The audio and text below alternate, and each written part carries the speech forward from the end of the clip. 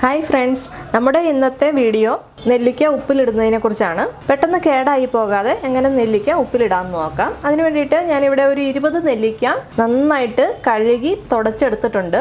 നെല്ലിക്ക നല്ലതുപോലെ കഴുകി തുടച്ച് തന്നെ എടുക്കണം. ഒട്ടും വെള്ളത്തിൻ്റെ അംശം ഉണ്ടാകരുത്. അതുപോലെ എടുത്തു വെക്കുന്ന പാത്രത്തിലും വെള്ളത്തിൻ്റെ അംശം ഉണ്ടാവില്ല കേട്ടോ. ഇതിലേക്ക് കുറച്ച് കാന്താരി മുളകും കൂടി ചേർത്ത് കൊടുക്കുന്നുണ്ട്. ഇനി നമുക്ക് കുറച്ച് വെള്ളം ഒന്ന് തിളപ്പിച്ചെടുക്കണം.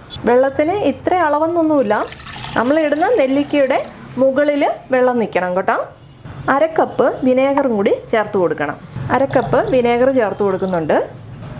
2 ടേബിൾ സ്പൂൺ ഉപ്പ് ചേർത്ത് കൊടുക്കുന്നുണ്ട്. നല്ലതുപോലെ തിളപ്പിച്ചെടുക്കണം. വെള്ളവും വിനേഗറും ഉപ്പും കൂടി നല്ലതുപോലെ തിളപ്പിച്ചെടുത്തിട്ടുണ്ട്. അത്യാവശ്യം ചൂട് മാറിയിട്ടുണ്ട് കേട്ടോ. വളരെ ചെറുതായിട്ടൊരു ചൂട് മാത്രമേ ഉള്ളൂ. ഈ ഒരു ഗ്ലാസ് ബോട്ടിലാണ് ഞാൻ ഉപ്പിലിടുന്നത്. ഗ്ലാസ് ബോട്ടിലുണ്ടെങ്കിൽ അത് തന്നെ എടുക്കണം കേട്ടോ. ഗ്ലാസ് ബോട്ടിലിൽ ഇടുന്നതാണ് ഏറ്റവും നല്ലത് കേട്ടോ. അതിലേക്ക് നമ്മുടെ നെല്ലിക്ക ആദ്യം ചേർത്ത് കൊടുക്കാം. നമ്മൾ എടുത്തു വെച്ചിരിക്കുന്ന കാന്താരിയും കൂടി ചേർത്ത് കൊടുക്കാം. കാന്താരിയോ പച്ചമുളകോ എന്താണെങ്കിലും കുഴപ്പമില്ല. ഇതിലേക്ക് നമ്മൾ തിളപ്പിച്ച് അരച്ച് വെച്ചിരിക്കുന്ന വെള്ളം ചേർത്ത് കൊടുക്കുക. ഇതുപോലെ നെല്ലിക്കയുടെ മുകളിൽ വെള്ളം നിൽക്കണം കേട്ടോ. ഒരിക്കലും നെല്ലിക്ക മുകളിലായിട്ട് വരരുത്. നെല്ലിക്ക വെള്ളത്തിൻ്റെ അടിയിലായിരിക്കണം. അതല്ലെങ്കിൽ നെല്ലിക്ക പെട്ടെന്ന് കേട് പിടിച്ചു പോവേ.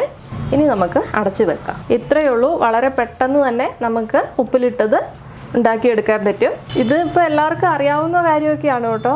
എന്നാലും അറിയാത്ത ആർക്കെങ്കിലും വേണ്ടി ഉപകരിച്ചാലോ എന്ന് കരുതിയിട്ട് എടുത്തതാണ്. അപ്പം മറ്റൊരു നല്ല റെസിപ്പിയുമായിട്ട് വീണ്ടും വരാം. താങ്ക്